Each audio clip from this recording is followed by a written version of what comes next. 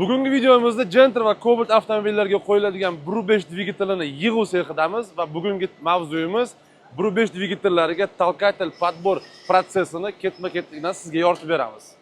Birinchi bosqichda marp stansiyasida rasportvalimizni sheyka va qulochoklarini o'lchamlarini olish bilan boshlanadi. Ikkinchi stansiyamiz marp stansiyamiz klapanni balandligi bilan rasportval o'tiradigan pastelni o'lchamlarini oladi.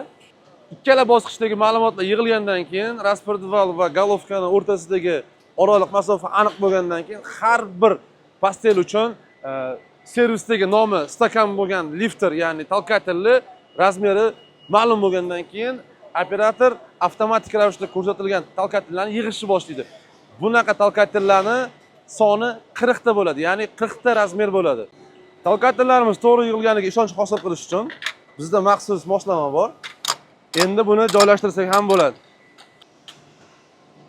So'nggi etap hamma narsa qotib bo'lgandan keyin, rasportval kirishkalarning hammasini qotirib bo'lgandan keyin bu apparat bilan faktiski rasportval bilan толкательlar orasidagi zazor qancha qolganini tasdiqlaydigan etapimizni bu videoni albatta ustakalarimizga yoki motorga qiziqadigan do'stlaringizga jo'natib qo'ying, foydali bo'lishi mumkin.